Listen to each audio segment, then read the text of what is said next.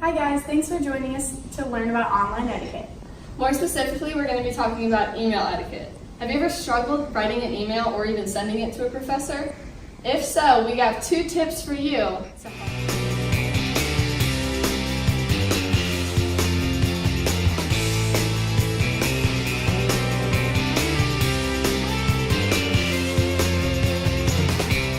Knowing how to type emails is extremely important, especially in college.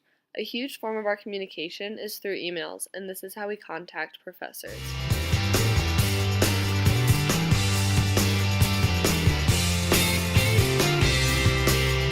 In order to perform a professional relationship with professors and even some classmates, we have a few tips to share with you all regarding how to conduct your emails.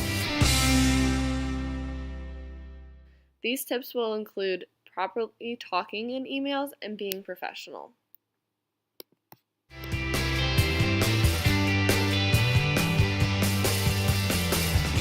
Oh my god, I cannot believe I got such a horrible grade on that quiz. Look at that. Do you believe that? What did you do to get that grade? What did you not do? Well, I didn't study, but I looked over my notes last minute. I think I deserved a B- on that exam. I think you should just email your professor. Email him and give him a piece of your mind. I'm going to do that right now.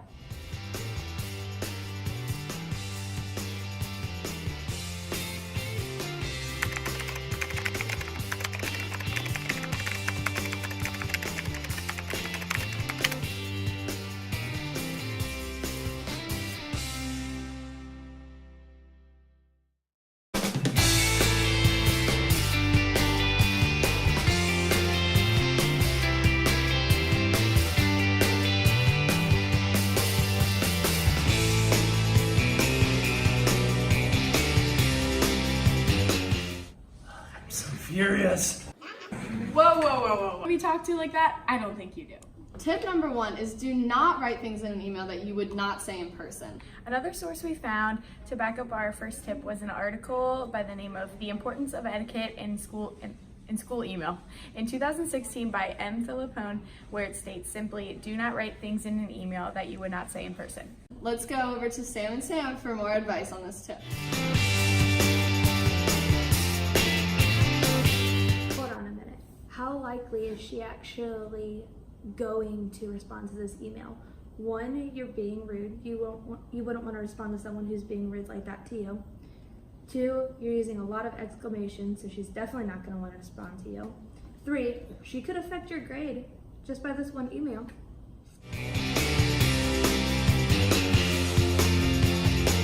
Our first tip is derived from the article Why Are You Not Responding by R.A. Cool in 2014, where she says additionally they found that students may positively impact their learning environments by stimulating positive acts for themselves through the use of polite communication. So the advice that we're trying to give on this portion is 1, make sure you're taking time to decompress before sending an email because you don't want it to affect you negatively or your communication pathway between you and your professor. And 2, make sure you also properly address the person, whether it be informal or formal. People are less likely to respond to an email that criticizes them. Take mine, for example. I used way too many exclamation points. I wasn't courteous at all when I was talking to my professor. Don't come off too strong or mad. It makes you look bad as a person, and people are less likely to respond right back to you. And take others' feelings into consideration. Would you really want somebody to send you an email like that? I would. After learning about these tips, we're going to reconstruct Sam's email. The first thing wrong with this email is the excessive use of exclamation points, so we're going to take those out.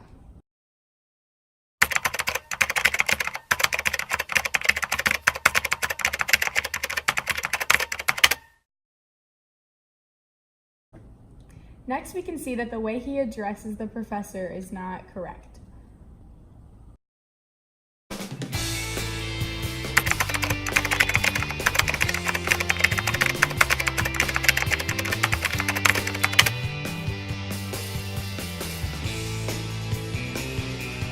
Next, we're going to change the subject line, as you shouldn't be using your emotions that you're feeling at the moment in the email.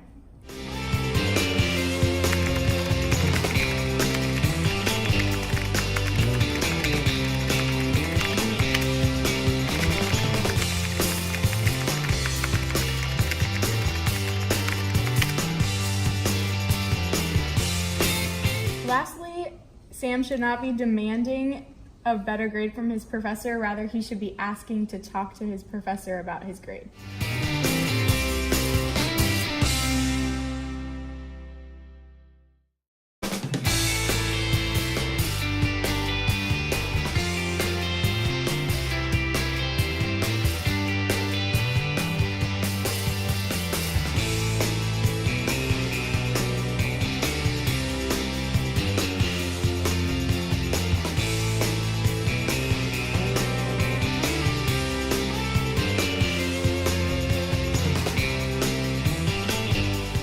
This email is much better now and ready to send to Dr. Bennett.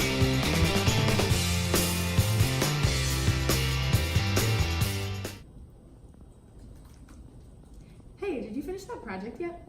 Oh my gosh, I did not, and it's due like tomorrow. I need to Yeah. ask for an extension. Thanks for reminding me. You're welcome.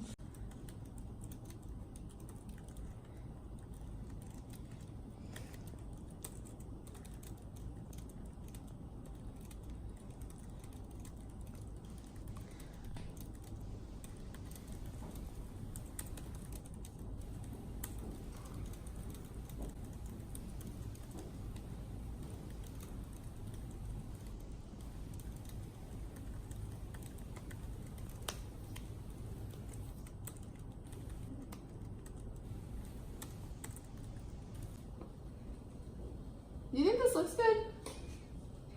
Yeah, it looks great. Cool, I'll send it. Whoa, whoa, whoa, hold on there, put those horses in the back, ma'am. What the heck are you riding?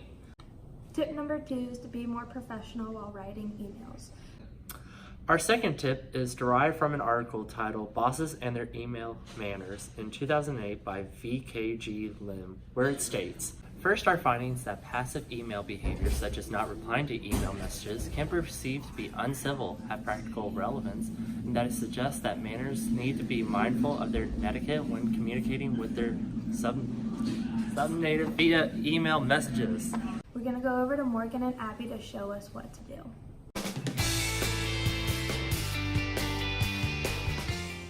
Okay, so the first set of advice that we have for you is when you're writing an email after, make sure to reread it and edit any spelling errors out. And also make sure not to write an email as if you are texting, because this is a professional relationship and they're not your best friend. Another tip is to not use abbreviations or emojis. It's just not formal to include in an email. And also have a professional look, which includes a signature at the end, a professional subject, and proper use of Mr., Mrs., or Doctor.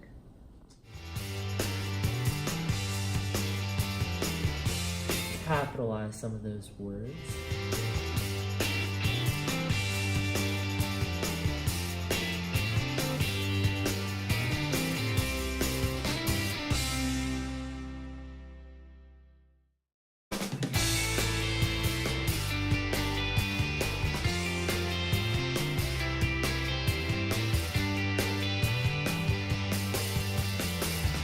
Add the word requested.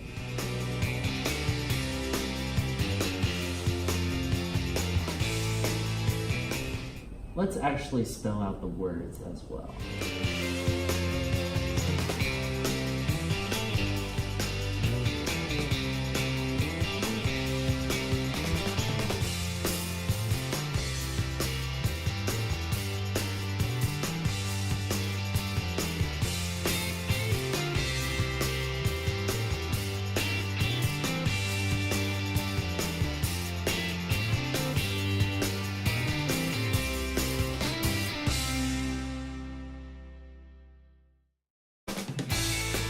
I would not use smiley faces.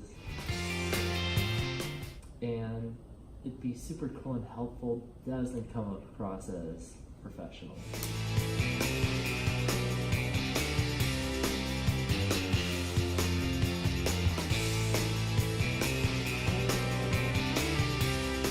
These tips have helped us a lot in learning how to write emails.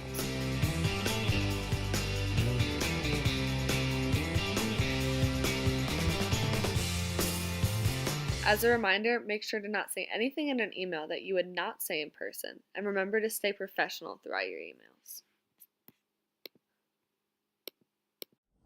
We hope this video helps you with your online etiquette. Hopefully you can take these tips that we've given you into your professional life.